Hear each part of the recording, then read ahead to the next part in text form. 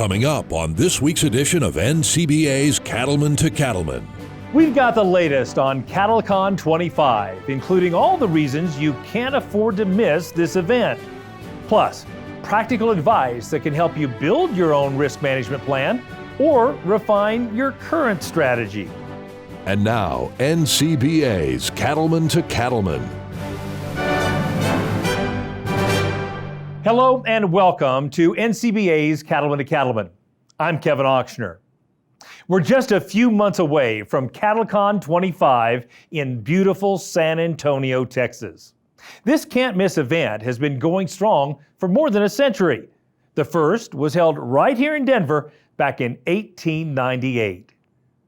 Joining us now to provide more insight on why this event is so important is Colin Woodall, CEO of the National Cattlemen's Beef Association. Colin, people may not realize just how important this meeting is to the future direction of the beef industry. Tell us about the actual business that goes on during this convention. The National Cattlemen's Beef Association is a grassroots organization, meaning it's not us as staff that set the direction of where the association is going. It's the members of this association that tell us where we should go, and it's up to us as staff to be able to fight the fights in order to deliver the victories. The only way we can do that is to have the input of our members. And that's why the meetings at CattleCon are so incredibly important, because the policy committee meetings are the opportunities for the members to come together to discuss the hot topics within the industry and to make sure that we have the policy that's very clear and very concise, so that way we can move forward and ensure that the voice of cattle producers are being heard within the administration and also on Capitol Hill. And again, the only way that can happen is by hosting these meetings at CattleCon. So we encourage you to come and be a part of our 7 policy committees as they go through the debate, the discussion, and ultimately the voting. So what are a couple of the critical policy issues that you anticipate being discussed during convention? During all the policy committee meetings at CattleCon, we're going to discuss many of the hot policy topics that the industry faces. Probably the biggest one being how the new administration is going to impact cattle producers. But the one that will dominate all of 2025 and beyond are the ongoing discussions about the expiring tax provisions that were included as part of the 2017 tax bill. At the end of 2025, we're going to lose a lot of the death tax exemptions we were able to achieve.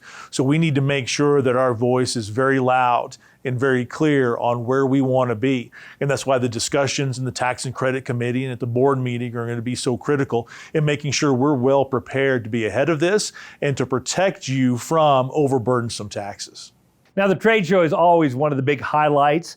How's that shaping up this year? You know, the trade show is the biggest trade show in the cattle industry. It's one that we're very excited about because regardless of what piece of equipment you might need, what service you might need, what product, or even if you're in the market for new boots and hats, you're going to be able to find it at NCBA's trade show.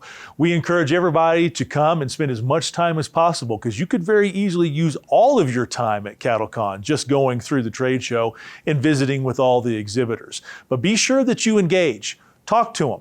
See more about their services, more about what they provide, what they're selling, and what potential things that you could purchase or use to improve your business and your operation. So we're really excited about what the trade show brings in helping you become a better producer. Now, Colin, it's not just about business at CattleCon. Let's talk about some of the great entertainment offered for attendees in San Antonio. You know, while CattleCon is about the business and the business is important, you're right. What's really exciting are all of the fun activities that come with being a part of the cattle industry convention. We're going to have a great slate of speakers to get you motivated about the new year. Some tremendous entertainment, and this year, something new that we've never done before. So the end of our convention, the end of CattleCon, overlaps the beginning of the San Antonio Stock Show and Rodeo. So we're going to have our own rodeo and concert performance with Scotty McCreery as we wrap up CattleCon. So we're excited about adding this to our show. So education is always a big part of CattleCon. Why does that continue to be one of the key components of this event? As producers, we are always working to continually improve ourselves. We know that our industry is not the same as it was 50 years ago, 10 years ago, even 5 years ago.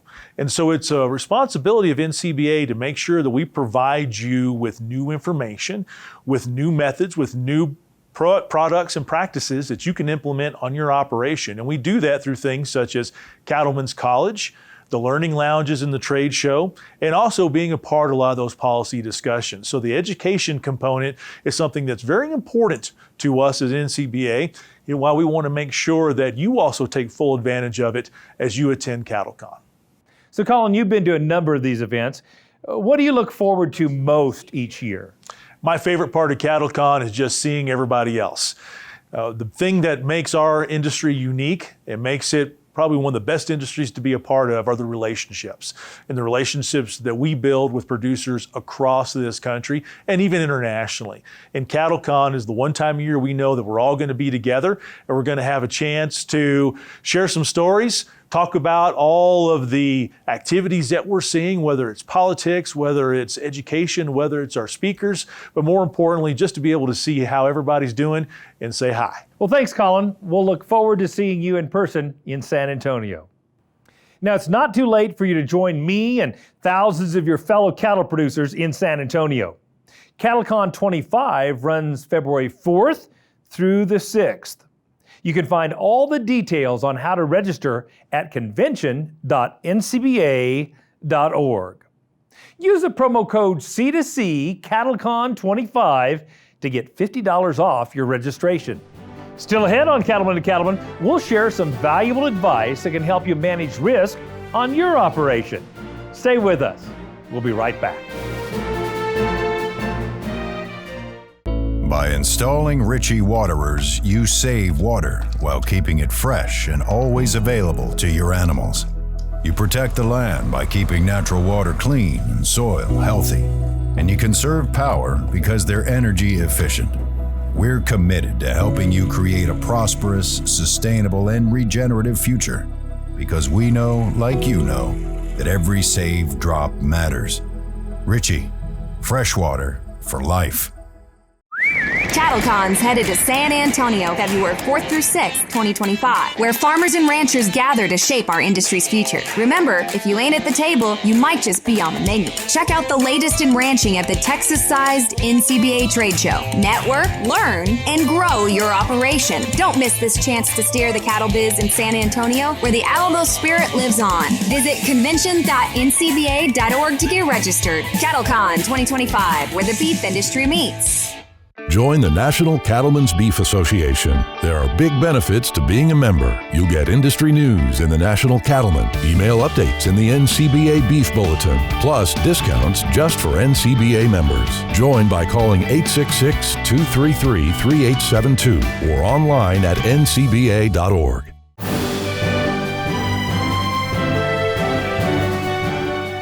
Extreme swings in the cattle markets can test even the most skilled and prepared producers. That's why you need to be as prepared as possible to manage risk. And here to talk about some of the steps you can take to protect yourself and your cattle business is Mike Murphy of CattleFacts. Mike, have some of the recent challenges and volatility we've seen demonstrated once and for all that regardless the size of operation or the segment you participate in, risk management is critical?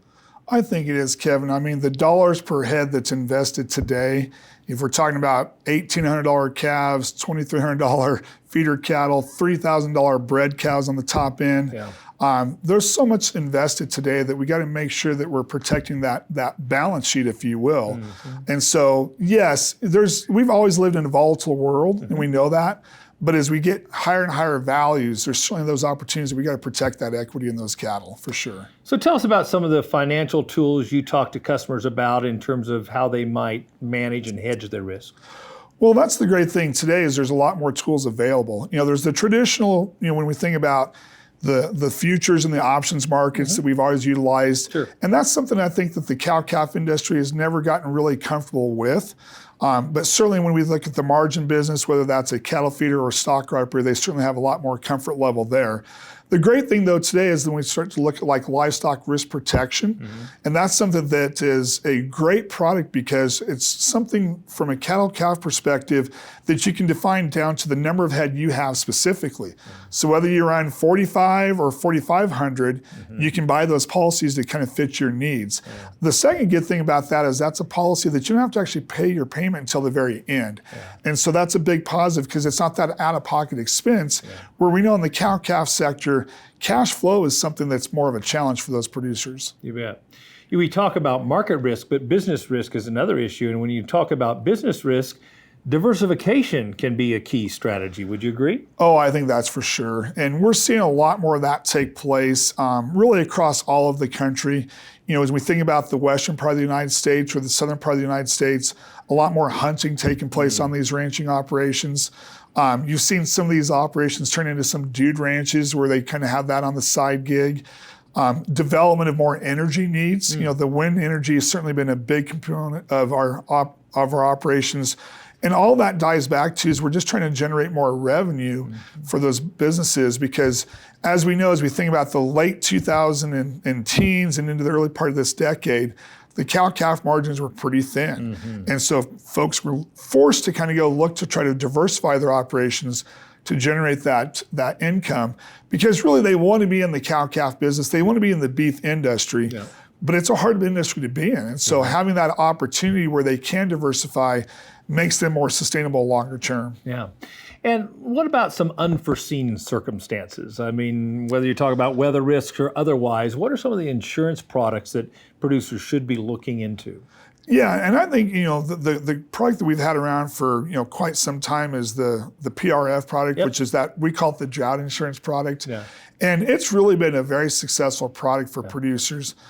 We always encourage those that are going to utilize that product to kind of do a little bit of work in terms of identifying, you know, how they want to establish and buying that insurance product.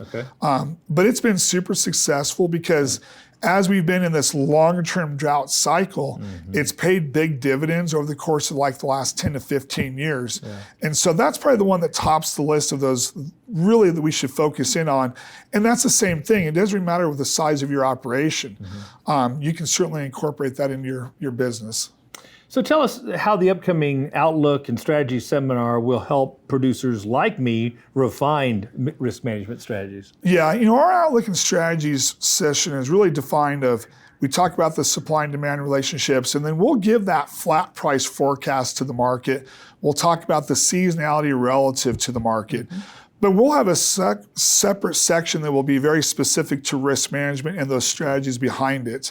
To get people to kind of dial into when we feel like those opportune times will be if we want to take and mitigate some of that risk.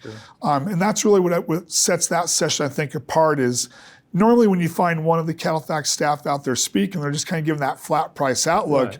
But those can change, right? I mean, we see some of the things going on like in the Middle East and the conflict there.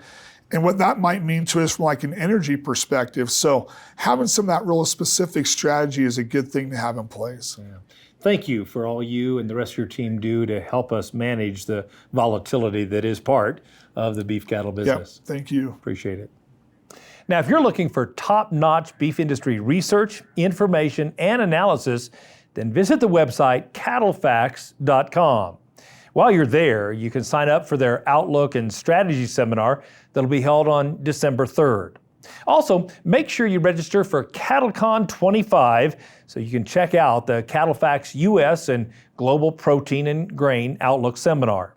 You can get all the details on how to attend at the website convention.ncba.org. Be sure to use the promo code C2C CattleCon 25 to get $50 off your registration. Still to come, we'll explain how the Natural Resources Conservation Service can help you improve your land's resilience, productivity, and sustainability. Stay with us. We'll be right back. There's never a dull moment for the Nelsons. Fifth-generation Montana ranchers. Since 1868, they've been herding cattle, reeling in trout, and exploring Paradise Valley from their backyard. Here's to another 150 years of adventure. There's a story in every piece of land. Run with us on a John Deere Gator XUV and start telling yours. It's time to vote for your favorite competitor in NCBA's National Anthem Singing Contest. The winner will sing the Star-Spangled Banner at CattleCon 2025 in San Antonio. It's a once-in-a-lifetime opportunity to perform on the big stage at CattleCon. It's all sponsored by Norbrook. Voting takes place November 1st to the 15th. To see the finalists and cast your vote, go to convention.ncba.org.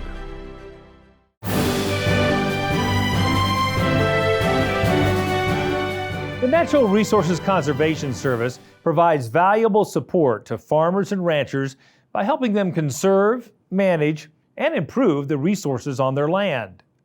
Here's a look at how NRCS is helping an Iowa farmer improve his sustainability as well as his profitability. It's early morning in western Iowa, and Steve and Michelle Sprague are out checking their cattle. In recent years, they've converted some of their former cropland to grazing. Well, you can see just the lay of the land. We farm a lot of things that we probably shouldn't, that would be much better suited to pasture. But if we can increase the pounds of beef on each acre that we have by changing our grazing management, that allows us to raise more beef on that same amount of acres, and I think can compete with the profitability of corn and soybeans. I wanted cows when we got married and told him that. I don't know if he believed me, but I was very adamant that we should have cows someday. But then once we had the cows, I thought goal achieved, and I was ready to just take care of cows and move on. He has really looked into some of the local programs and the programs that NRCS offers to help improve our farms and our pasture ground and implement watering systems and rotational grazing systems and ways to really improve the land and improve the cattle and improve the lifestyle for us in running cattle on pasture. They have stepped up and they have looked at, I got the steep hills here, what's the best land use? It's getting it seeded down. If I seed it down, what's the most profit potential to make this work in our operation and lifestyle? It's cows. So they are using the right system for their land. Looking to improve herd health, the Spragues shifted calving to late spring, keeping their cows on pasture rather than in a dry lot. And working with the USDA's Natural Resources Conservation Service, they added fencing and watering facilities to support a rotational grazing system. When I first got the idea to start the rotational grazing, I really didn't have intentions of doing daily moves. So we thought, well, maybe we'll cut this piece into 4 paddocks. As we started to explore that, research it a little more, and actually put that into practice, we've gone all the way to daily moves now. I think it's best for the soil, for the pastures, and for animal health as well. The results of the Spragues going to a daily move has been exponential. They have improved their overall forage production, improved their soil health, and their overall herd health. In theory, you can probably eventually almost double your grazing capacity. Now, that takes time. It does not happen overnight. But that, as people go into rotational grazing, they can do one of 2 things. Either extend their grazing period so they have less hay to feed out there, or increase their cow herd. Steve's doing a combination of both. Steve and Michelle also replaced much of their winter hay needs with a practice known as swath grazing. So swath grazing is something unique to this area that Steve and Michelle do. They typically go out sometime in mid to late summer, plant some summer annuals. Typically it's a very diverse mix, upwards of 10 to 20 species. Mow that down December, January, and swath, put in windrows for the livestock to graze throughout the winter. It's great for the soil health, provides diversity out there, reduces compaction. It's a lot less trips across the field than baling it. It's great to have livestock out there spreading the nutrients back out. It's simply putting up or taking down poly wire. You don't have to start a tractor every day. You don't have to haul hay out to the cows every day. Basically, I swath it and windrow it and set up fence and just allow the cows to graze that and feed themselves. So with using the swath grazing, we were able to cut our fed hay in half this last year, actually less than half from the previous year. Much of what the Spragues have accomplished on their land has been with help from the local NRCS team. I just thought it was a great resource to start with the local NRCS. They've got a lot of knowledge. They have several different cost share options that allow you and help fund these changes. For instance, going from farm ground to permanent pasture. They've got some cost shares to help with the interseeding, with the internal fencing and paddock management. I think we've definitely made a lot of progress in a more direct path and also a faster path in working with NRCS than what we would have on our own. The NRCS offers just a broad wealth of knowledge and experience. They get to see everybody's operations. So they have a lot more experience and a lot more perspectives than what we have just seeing our daily operation. There's more to be done, but the Spragues say they already see a healthier landscape as well as the opportunity for more profitability from their cattle. By improving the soil health, we're growing more forage on the same acres, and in turn growing more beef. But I think a combination of the things, going to the rotational grazing, moving our calving season back to be more in time with nature, it just saves a huge amount of labor and feed and therefore cost, which directly reflects on your profitability. Reporting from Audubon County, Iowa, I'm Brian Baxter for NCBA's Cattlemen to Cattlemen. If you have conservation practices you'd like to put in place on your operation, you should start by visiting with your local NRCS office about the technical and financial assistance they may be able to provide. Go to nrcs.usda.gov to find an office near you. We'll be back to wrap up our show right after this. Stay with us. Cattle producers across the country work hard to care for their animals and their land. The USDA's Natural Resources Conservation Service is there to help. Find out how you can work with NRCS to develop a conservation plan for your operation. Find possible funding resources for implementing conservation practices, or get free expert advice on ways to improve your farm or ranch. Visit the website nrcs.usda.gov today. Join the National Cattlemen's Beef Association. NCBA is the oldest and largest national cattle industry organization working to defend your interests in Washington, D.C. And there are big benefits to being a member. You'll get news you can use in the National Cattlemen, email updates in the NCBA Beef Bulletin, plus big discounts only for NCBA members. Join by calling 866-233-3872 or online at ncba.org.